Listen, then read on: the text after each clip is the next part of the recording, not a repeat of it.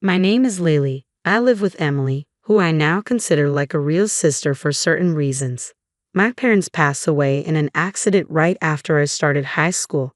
Since then, I've been living with my brother Owen. To be honest, I've always hated Owen. Ever since we were kids, he would bully me, pulling my hair, messing it up, and even breaking my cherished toys.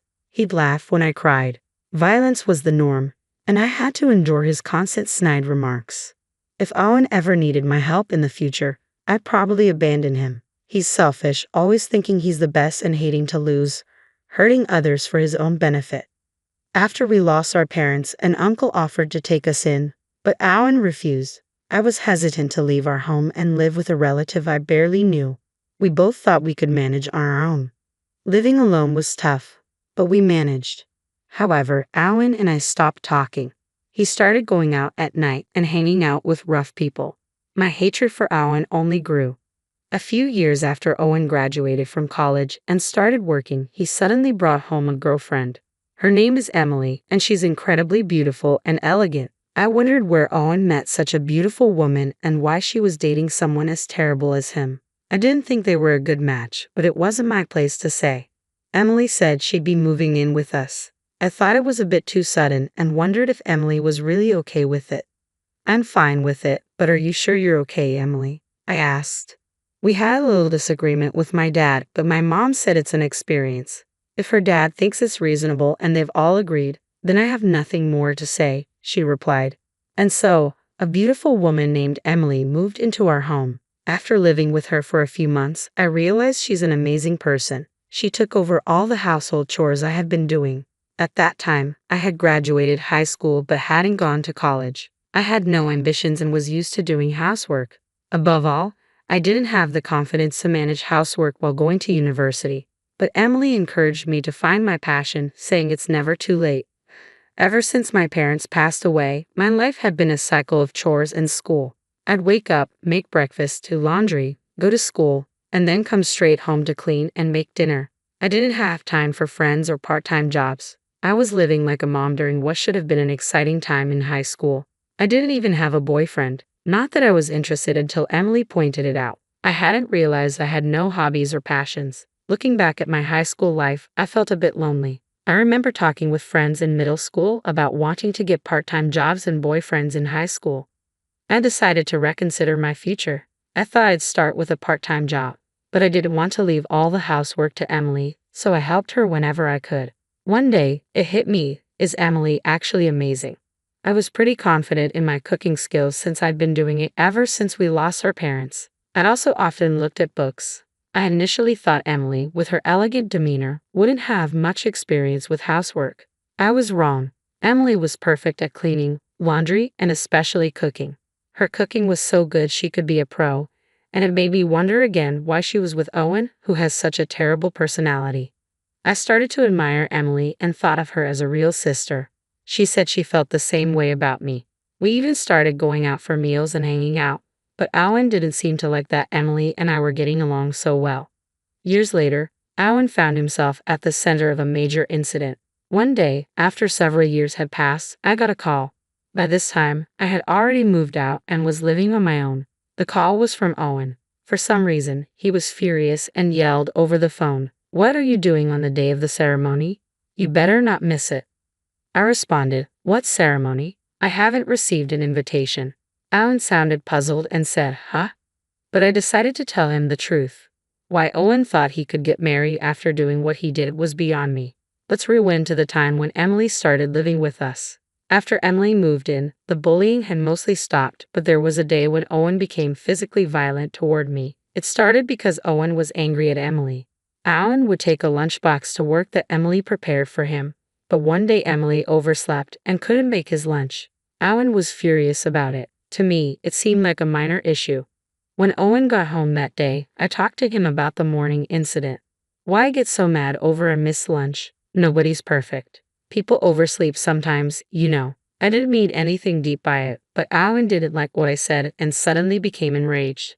A woman who's going to be my wife should be perfect at everything. It's your fault for being around and influencing her, he said. According to him, my presence was a bad influence on Emily. Of course, I argued back. I used to cry a lot as a kid, but now I speak my mind. We got into a heated argument, and suddenly Owen shoved me. Then he started kicking me. Just then, Emily returned from shopping and intervened. She was angry at Owen, but Owen didn't calm down. And then I saw something unbelievable. Owen slapped Emily. He then left the house and disappeared. I was left stunned and couldn't move for a while. Emily was also frozen, holding her slapped cheek. Snapping back to reality, she burst into tears. I approached Emily and asked, "Emily, are you okay?" She replied, "I'm fine," but tears were spilling from her eyes. She said sorry and retreated to her room. From that day on, Owen became increasingly aggressive toward Emily.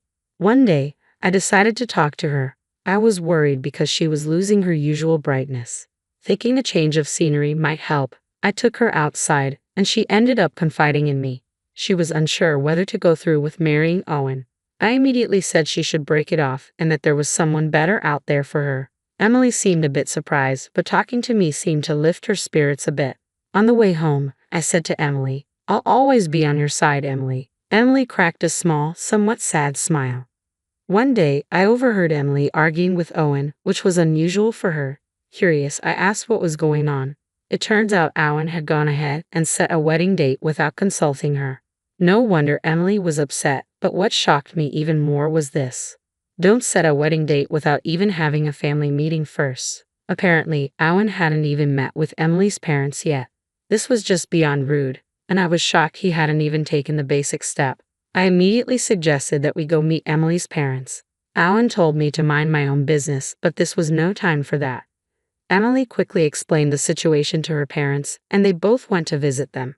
Her face looked both exhausted and tired, which worried me. That day, only Owen returned home. I had a hunch about what happened and sent Emily a text.